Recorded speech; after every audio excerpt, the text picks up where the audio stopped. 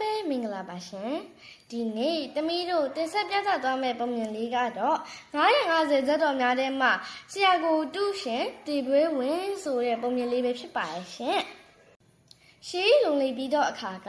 ဘာယာနတိပြည်မှာဗြဟ္မတက်မင်းကြီးမင်းပြုဆိုဆန်စဉ်ဖျားလောင်းသည်ကျွမ်းကျင်လိမ္မာလာတဲ့ရှင်စရာတဦးဖြစ်ခဲ့ပါတယ်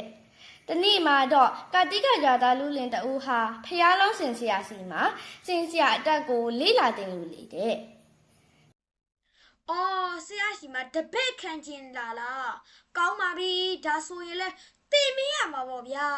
။ဖျားလောင်းစင်ဆရာကလည်းသူ့ရဲ့အတတ်ပညာအလုံးကိုမချွေးမချန်ပဲတင် जा ပေးလေရာလူလင်ဟာစူးစမ်းတင်ယူတဲ့အတွက်မကြမီပါပဲစင်ဆရာအတက်ကိုတပတ်ကန်းခတ်တက်မြောက်သွားတော့တဲ့ဆရာလိုပဲဆရာအတက်မှာတစ်ဖက်ကန်းကတက်မြောက်နေပြီပဲဒါကြောင့်ဆရာလိုပဲဆရာအလုံးလုံးလိုပါတယ်သမီးကြီးကိုဆရာအဖြစ်ခန့်ထားဖို့ပြောပေးပါအေးပါကွာကောင်းပါပြီမြတ်တော်မင်းကြီးကျွန်တော်မျိုးရဲ့တပည့်ဟာဆရာအဖြစ်မင်းခစားလှုပ်လိုပါတယ်တဲ့ခန့်ထားပေးတော်မူပါဖယားကောင်းပြီလေတင်းရဲ့တပည့်ပဲဟာယုံကြည်စွာခန့်ထားရမှာပေါ့ဒါပေမဲ့သူဟာတပည့်ဖြစ်တဲ့အတွက်လားစာရိတ်ခါတော့တင်းရဲ့တပည့်ပဲရမယ်မင်းကိုစင်စရာအဖြစ်အရှင်မင်းကြီးကခန့်ဖို့သဘောတူလိုက်ပြီမင်းကတော့တပည့်မို့ငါရဲ့တဝက်ပဲပေးမယ်တဲ့ဥပမာငါကိုအတပြား100ပေးမင်းကို90ပဲပေးမှာပေါ့ကွာဒါကတော့ဘင်းကြီးကဘယ်တရားမလဲဗျဆရာတက်ကိုကြုံလေခမည်းတက်သလောက်တက်နေတာပဲလာပါရိမ့်စ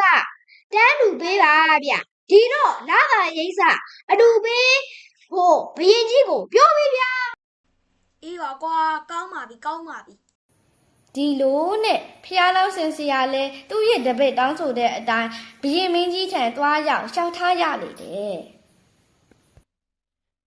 သူကစားရိတ်ကအရာမှာကျွန်တော်မျိုးနဲ့ဒန်းတူလိုချင်တယ်တဲ့ဖယားကောင်းပြီလေတင်းနဲ့ပညာသူရင်တော့တင်းကိုပေးတယ်လို့သူ့ကိုပေးရတာပေါ့အဲ့ဒီတော့သူနဲ့တင်းပညာပြရမယ်မနှက်ဖြံမှာပဲ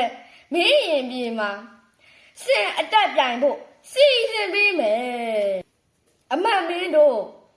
မနှက်ပြန်ကြရင်နန်းရင်ပြေမှာဆရာတပည့်လေးရစင်အတက်ပြိုင်မယ်ဘယ်သူမဆိုလာကြည့်နိုင်တယ်လို့မောင်ကြီးနင်းလေခတ်စေဖျားလောင်းစင်ဆရာဟာသူ့ကိုယ်သူအားတင်းပြီးသူ့ရဲ့စင်ကိုလေးချင်းမှုပြုလုပ်တယ်စိတ်ထဲမှာတော့တပည့်ဖြစ်သူကသူ့ကိုပခုံးချင်းရှင်လာတဲ့အတွက်စိတ်မကောင်းဘူးပေါ့သူဒီတညထဲမှာပဲသူ့ရဲ့စင်ကိုပြောင်းပြဲအတန်းနဲ့လေးချင်းမှုပေးလိုက်တယ်နောက်နေ့မနေ့မှာတော့ဆင်ဆရာနှစ်ယောက်ကသူတို့ရဲ့စင်ကိုကိုစီစီးလျက်လမ်းရင်ပြင်စီရောက်လာကြတော့တယ်ပြည်သူများကလည်းစိတ်ဝင်စားနဲ့အုပ်ကြက်ဘာချီးကြတာပေါ့ပြိုင်ပွဲစတယ်ဆိုရင်ပဲဖျားလောင်းဆရာဟာသူ့ရဲ့စင်ကိုအမျိုးမျိုးခိုင်းစီပြတယ်ထို့နောက်သူ့ရဲ့တပည့်ကလည်းသူ့ရဲ့စင်ကိုမျိုးမျိုးခိုင်းစီပြတယ်တပည့်ဖြစ်သူလူလင်ဟာဆရာဖြစ်သူမှပြသွားသည်မြဒန်းတူမီအောင်လိုက်ပြနိုင်လို့ဂုံယူဝင်ကြားနေတာပေါ့ဒီလိုနဲ့နောက်ပိတ်ဆုံးပညာပြရမယ်အလေရောက်လာတော့ဖျားလောင်းစင်ဆရာကကြီးညာလိုက်တဲ့စင်ဟာတွားဆိုရင်လာတယ်ရက်လို့ဆိုရင်ဝတ်တယ်ဝိုးဆိုရင်စင်ကရက်တယ်စင်ဆရာနဲ့စင်ရဲ့အပြုတ်မှုကိုကြည့်ပြီးတော့မင်းပရိသတ်တို့ဟာတဘောအကြကြီးကြနေတော့တာပေါ့အဲ့ဒီလိုစင်ဆရာကပညာပြပြီးတဲ့နောက်တပည့်ဖြစ်သူကာတိကလူလင်ပြရမယ်အလေရောက်လာတော့သူဟာဆရာကိုရှင်ပြိုင်နိုင်ခြင်းမရှိတော့ဘဲရောင်းချချဖြစ်နေတော့တာပေါ့သူ့ရဲ့အဖြစ်ကိုကြည့်ပြီးပရိသတ်ကြီးဟာဒေါသအိုးတွေပောက်ကွဲကုန်တော့တယ်